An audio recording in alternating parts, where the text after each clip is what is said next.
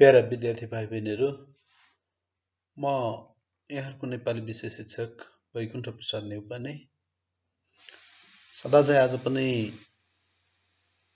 माध्यमिक तहको कक्षा 9 अनिवार्य नेपाली विषयको मा समावेश गरिएको पर्यावरण सन्तुलन शीर्षकको संवादमा केन्द्रित रहेर निर्माण गरिएको सहजीकरण सामग्री सहित उपस्थित भएको छु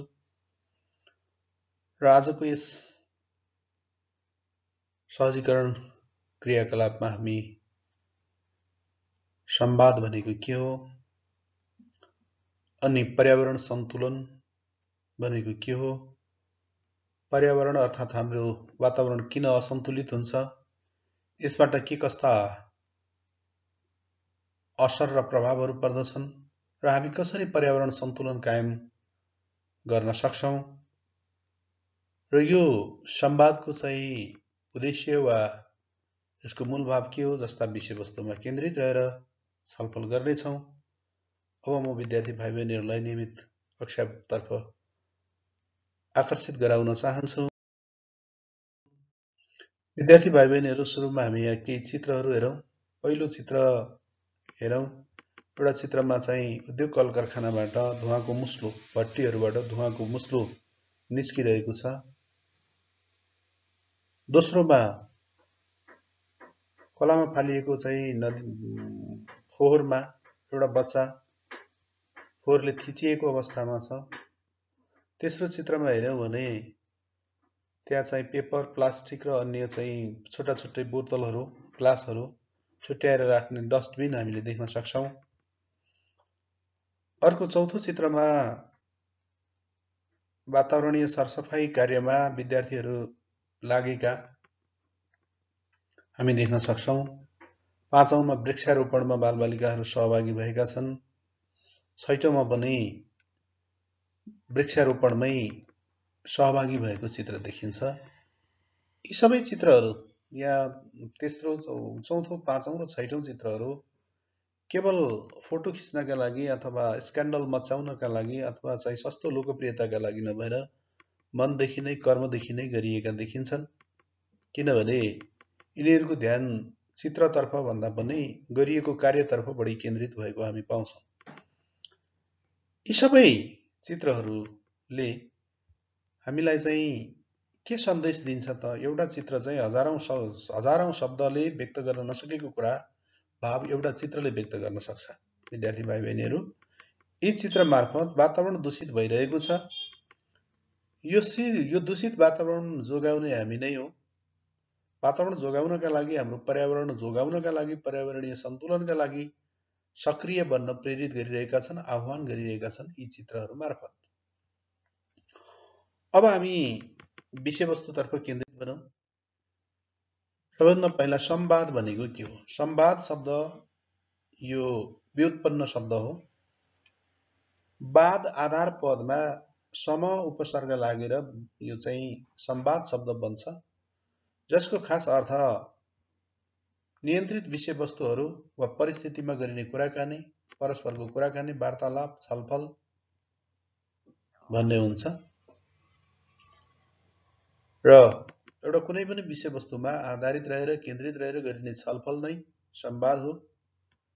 र यो संवादमा पात्रहरू शिक्षक, दीक्षा, सुवर्ण, निशान्त, श्रेया, नेहारिका जस्ता एउटा कक्षामै भएको कुराकानी, छलफल, विद्यालयको कक्षा कोठामा विद्यार्थीहरू र शिक्षक बीच भएको अन्तर्क्रियात्मक छलफललाई संवादको विषयवस्तु बनाइएको छ।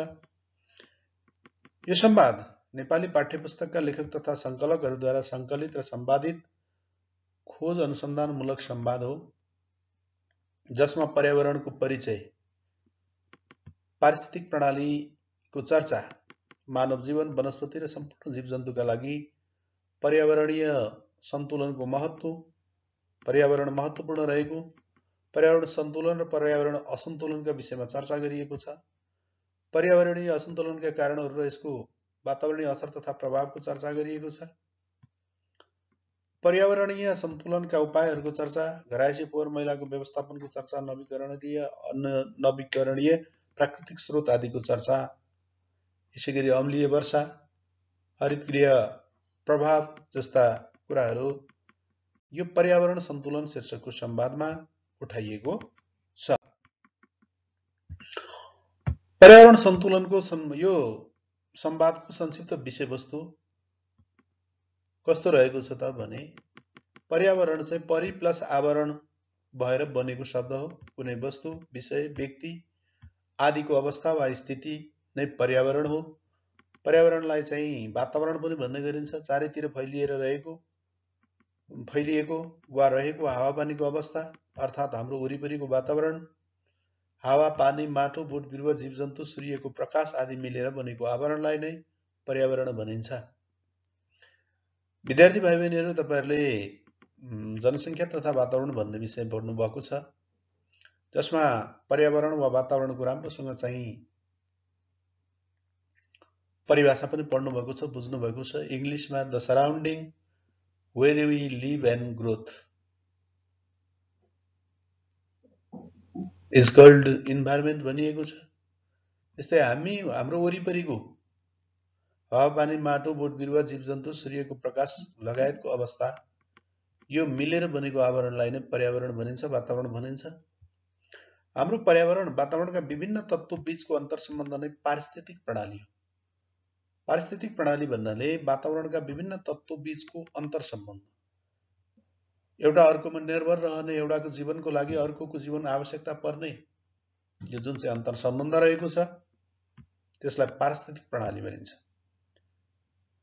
पर्यावरणका लागि विभिन्न तत्त्वहरू बीचको एक आपसको सम्बन्धले नै पृथ्वीमा जीव र जीवनको अस्तित्व सम्भव भएको हो।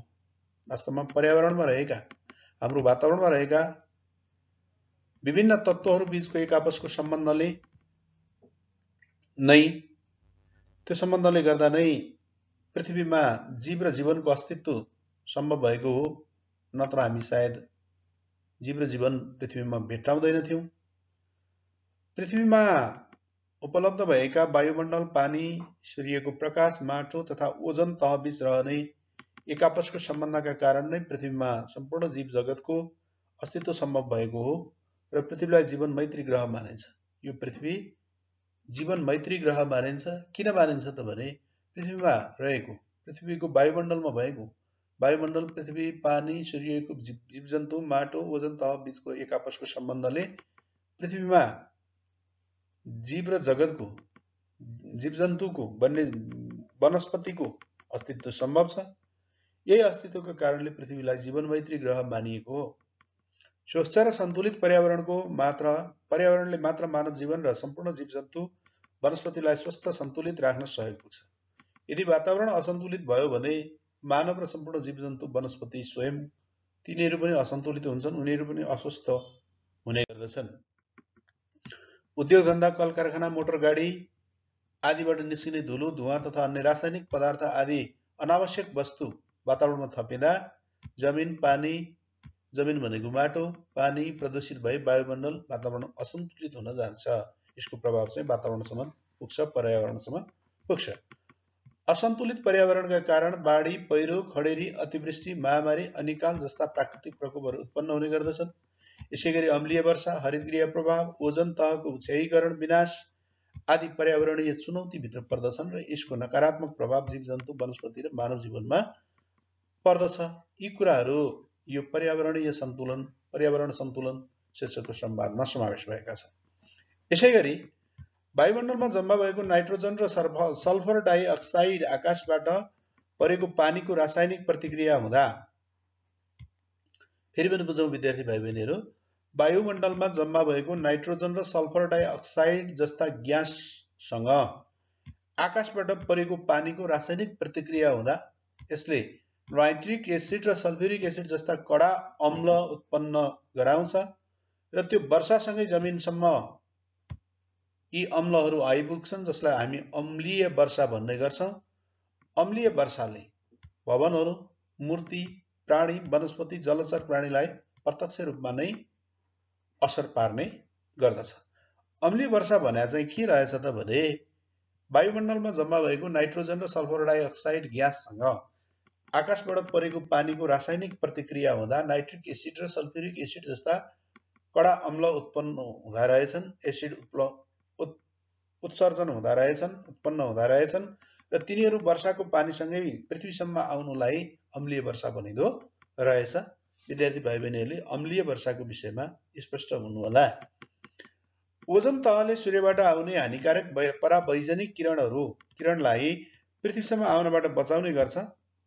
यी सबै कुरा हामी इन्टरनेट खोजी गरेर गुगल सर्चका माध्यमबाट नयाँ नयाँ तथ्यको जानकारी पाउन सक्छौं।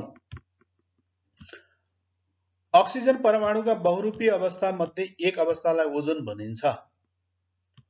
ओजन तह क्षयीकरण हुन गई सूर्यको परावैजनिक किरण पृथ्वीसम्म आइपुग्दा मानव, पशुपक्षी तथा वनस्पतिमा नकारात्मक असर पर्छ। आँखाको दृष्टिमा समस्या आउँछ, छालाको क्यान्सर जस्ता चाहिँ, अनि वनस्पतिको हरित कण पनि चाहिँ यो क्लोरोफिल हरित कण जसलाई भनिन्छ नष्ट हुने जस्ता जटिल प्रकृतिका समस्या आउने हुँदा ओजन तहको विनाश हुनबाट बचाउनु हाम्रो प्रमुख दायित्व हो। विद्यार्थी भाइ बहिनीहरू, यहाँ ओजन तहको प्रभावको बारेमा सानो एउटा चाहिँ खोजमूलक लेख छ। ओजन अक्सिजन परमाणु बहुरूपीय अवस्था मध्ये एक हो। माथिल्लो वायुमण्डलमा ओजनको उत्पादन सौर्य परावैजनिक किरणद्वारा अक्सिजनको प्रकाश विच्छेदनको प्रक्रियाबाट हुन्छ भने तल्लो वायुमण्डलमा नाइट्रोजन अक्साइडको उपस्थितिमा मिथेन, कार्बन मोनोअक्साइड तथा हाइड्रोजनको अक्सीकरणद्वारा हुन्छ। माथिल्लो वायुमण्डल तहमा सामान्य अक्सिजनमाथि हुने परावैजनिक किरणको क्रियाकलापका कारण पनि ओजन बन्ने गर्दछ। समुद्र सतहदेखि करिब 25 किलोमिटरको उचाइमा यसको अधिकतम मात्रा हुने हुँदा त्यहाँ यसको एउटा घेरा वा तह नै बनेको हुन्छ, ओजनको तह नै बनेको हुन्छ। यस घेराले सौर्य विकिरणलाई अत्यधिक अवशोषित गर्दछ र परावैजनिक किरण सोझै पृथ्वीमा आइपुग्न पाउँदैन। हानिकारक विकिरण सोझै पृथ्वीसँग आइपुग्न सक्दैन। फलतः यसले वायुमण्डलमाथि बिछ्याइएको एउटा कम्बलको जस्तो काम गरी पृथ्वीलाई बचाउँछ। किनभने यदि परावैजनिक किरण सोझै पृथ्वीमा आउने हो भने यहाँ भएको जीवन त्यसबाट अत्यन्तै प्रभावित हुनेछ। फलस्वरूप छालाको क्यान्सर, आँखाको दृष्टिदोष र वनस्पति जगतको क्षयका साथै वंशानुगत र कोषहरूलाई सन्तुलनमा राख्ने जीवाणु DNA समेत नराम्ररी प्रभावित हुन पुग्छ। यसबाहेक सूर्यको परावैजनिक किरण सिधै पृथ्वीमा छिरेमा भूमण्डलीय जलवायुमा समेत ठूलो परिवर्तन आउँछ भनेर वैज्ञानिकहरू एकमत छन्। यही कारणले गर्दा वायुमण्डलको यस भागमा ओजन तह हुनुको अत्यन्त ठूलो महत्त्व छ र तर दुःखको कुरो के छ भने ओजन तह ठाउँ ठाउँमा फाटेर पृथ्वीलाई बचाउने कम्मलमा प्वालै प्वाल परिसकेको छ। अन्टार्कटिका र ग्रिनल्यान्ड माथिको ओजन तह च्यातिएको तथ्य पहिले नै प्रकाशमा आइसकेको थियो। हालैको जानकारी अनुसार कतिपय विकसित राष्ट्रका आकाशमा पनि ओजन तह च्यातिएको आशंका बढिरहेको छ। यदि ओजन तह च्यातिने यो प्रक्रिया बढिरह्यो भने कल्पनै गर्न नसकिने गरी पृथ्वीबाट जीवजन्तुको अस्त हुने सम्भावना छ भनेर यसरी चाहिँ रहेको छ। कल कारखाना, हवाईजहाज, रेफ्रिजरेटर आदिबाट उत्सर्जन हुने क्लोरोफ्लोरोकार्बन ओजन तह क्षय विनाश गर्ने प्रमुख कारक मानिन्छ, जसले गर्दा ओजन तह पातलिँदै गएको कुरा वैज्ञानिकहरूको निष्कर्ष रहेको छ। नर्सरीमा साना तथा कलिला बिरुवाका लागि आवश्यक व्यवस्थापनका लागि बनाइएको सिसाको घरलाई हरितगृह भनिन्छ, जसबाट सूर्यबाट आएको प्रकाश तापक्रम भित्र छिर्न सक्छ भने तर परावर्तित प्रकाश सजिलै बाहिर निस्कन नसक्ने भएकाले बाहिरको तापक्रम भन्दा भित्रको तापक्रम बढी हुँदा न्यानोपन बढी हुने गर्दछ। पृथ्वीलाई घेरेको वायुमण्डलमा पनि कार्बन डाइअक्साइडको मात्रा बढी हुँदा परावर्तित तापक्रम वायुमण्डलको तह पार गरेर फर्कन नसक्ने र पृथ्वीको तापक्रम बढ्दै जान्छ। यसैलाई हरितगृह प्रभाव वा ग्लोबल वार्मिङ पनि भन्ने गरिन्छ। विद्यार्थी भाइ बहिनीहरू, अनियन्त्रित जनसङ्ख्या वृद्धि, बढ्दो शहरीकरण, प्राकृतिक स्रोत साधनको अत्यधिक दोहन अथवा प्रयोग आदि मानवीय क्रियाकलापका कारण पर्यावरण असन्तुलन र विनाश हुँदै गएको। खानेपानी, जलविद्युत, सडक जस्ता पूर्वाधारहरूको निर्माण गर्दा दिगो विकासको अवधारणा अनुरूप नहुनु, वातावरणीय प्रभाव वा अवस्थाको अध्ययन बिना नै विकास आयोजना तथा परियोजनाका कार्य सञ्चालन भएकाले वातावरणमा प्रतिकूल प्रभाव पर्न गई पर्यावरण असन्तुलित र असुरक्षित रहन पुगेको हो। पछिसम्म टिकाउ हुने र वातावरणीय पक्ष वा तत्त्वलाई कुनै नकारात्मक असर नपर्ने गरी विकास निर्माण आयोजना गर्नु, त्यस्ता सञ्चालन गर्नु नै दिगो विकास हो। दिगो विकासको अवधारणा अनुसार विकास आयोजना सञ्चालन भएमा वातावरण संरक्षण गर्न सकिन्छ। प्लास्टिक जन्य वस्तुको अत्यधिक प्रयोग, कीटनाशक, विषादी तथा रासायनिक मलको प्रयोग आदि पनि पर्यावरण विनाशका कारण भएकोले यसको नकारात्मक प्रभाव जानकारी गराउन जानकारीमूलक वा चेतनामूलक कार्यक्रम सञ्चालन गरी पर्यावरणीय सन्तुलन कायम गर्न सहयोग पुर्याउन सकिन्छ। घरायसी फोहोरको वर्गीकरण गरी कुहिने प्राङ्गारिक वस्तुलाई मल बनाई वातावरणीय सरसफाइमा टेवा पुर्याउन सकिन्छ। यसले रासायनिक मलको प्रयोगलाई समेत घटाउन सकिन्छ। पेट्रोलियम पदार्थको सट्टामा नेपालमा प्रशस्त सम्भावना रहेको जलविद्युत, सौर्य ऊर्जा, बायोग्यास आदि वैकल्पिक ऊर्जाको प्रयोग बढाउन सके पनि वातावरण संरक्षण गर्न, वातावरण बचाउन, पर्यावरण बचाउन सकिन्छ। उपरोक्त अनुसार गर्न सके पर्यावरणीय सुरक्षा मात्र नभएर राष्ट्रिय अर्थतन्त्रमा समेत सकारात्मक योगदान पुग्छ। एकपटक प्रयोग गरिसकेपछि पुनः प्रयोग गर्न सकिने स्रोतलाई नवीकरणीय र एकपटक प्रयोग गरिसकेपछि पुनः प्रयोग गर्न नसकिने स्रोतलाई अनवीकरणीय स्रोत भनिन्छ। अर्थात् विद्यार्थी भाइ बहिनीहरू, प्राकृतिक स्रोतहरूलाई, प्रकृतिमा पाइने स्रोतलाई नवीकरणीय र अनवीकरणीय गरेर दुई प्रकारमा वर्गीकरण गर्न सकिन्छ। जसको नवीकरणीयमा चाहिँ जमिन, वनजङ्गल, जडीबुटी, भूमिगत पानी आदि नवीकरणीय स्रोत हुन् भने विभिन्न धातु, खानी जन्य पदार्थ, भूमिगत तेल आदि अनवीकरणीय स्रोतमा पर्दछन्। अनवीकरणीय स्रोतको प्रयोगमा मानिसले विवेक पुर्याउन नसकेमा वा स्वार्थी मनोवृत्ति देखाउँदै आवश्यकताभन्दा बढी प्रयोग गर्दै जाने हो भने भावी पुस्ताले यिनीहरूको उपयोग गर्न नपाउने अवस्था सिर्जना हुन जान्छ। त्यसैले प्राकृतिक स्रोतको उपयोग गर्दाखेरि विवेक सम्मत उपयोग गर्नु आवश्यक देखिन्छ, अति आवश्यक मानिन्छ। विद्यार्थी भाइ बहिनीहरू, अब हामीले यो संवादबाट पाउने प्रेरणा के हो त भने यहाँनिर अलिकति चर्चा गरौँ।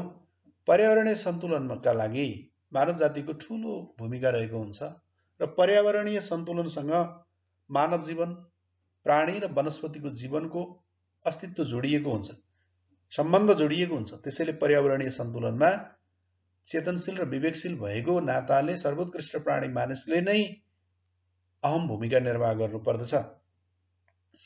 पर्यावरणीय असन्तुलनका कारण स्रोत साधनमा मात्र नभएर जैविक विविधतामा समेत नकारात्मक असर पर्दै गएको छ भने जैविक विविधतामा ह्रास आउने सम्भावना छ। यसतर्फ सबैको ध्यान जानु जरुरी छ। पर्यावरणीय असन्तुलनका कारण खाद्य स्रोतको रूपमा रहेको वनस्पति जगतमा पनि नकारात्मक प्रभाव गर्न जान्छ। फलस्वरूप खाद्य श्रृङ्खलामा समेत नकारात्मक असर पर्न गई प्राणी जगतको अस्तित्व सङ्कटमा पर्न जान्छ। विवेकशील, चेतनशील र सर्वोत्कृष्ट प्राणी भएकाले पर्यावरणको संरक्षण गरी प्राणी र वनस्पति वर्गलाई लोप हुनबाट बचाउनु मानव जातिको पहिलो कर्तव्य हो। अब यहाँ एउटा सानो गीत हेरौँ। जन्मदेखि मृत्युसम्म पर्यावरण हाम्रो साथी, पर्यावरण स्वच्छ रहे बाँच्छौँ हामी, बाँच्छन् छोरा नाति। त्यसैले आज अहिले यहीँबाट पर्यावरणीय सन्तुलनमा, वातावरणीय संरक्षणमा लाग्न ढिलो नगरौँ, अर्काको मुख नताकौँ। यसको जिम्मेवार हामीले पनि लिनुपर्दछ र हामीले पनि अग्रसरता, पर्यावरणीय सन्तुलनका लागि अग्रसरता देखाउनु पर्छ भन्ने विषयवस्तु यो संवादमा उठाइएको छ। अत विद्यार्थी भाइ बहिनीहरू, तपाईहरु जहाँ जुन अवस्थामा हुनुहुन्छ स्वस्थ, मस्त र व्यस्त रहनुहोस्। अध्ययनलाई निरन्तरता प्रदान गर्नुहोस्। अध्ययनलाई जीवनको अभिन्न अङ्गका रूपमा लिनुहोस्, महत्त्वपूर्ण कार्यका रूपमा लिनुहोस्, अनिवार्य कार्यका रूपमा लिनुहोस्।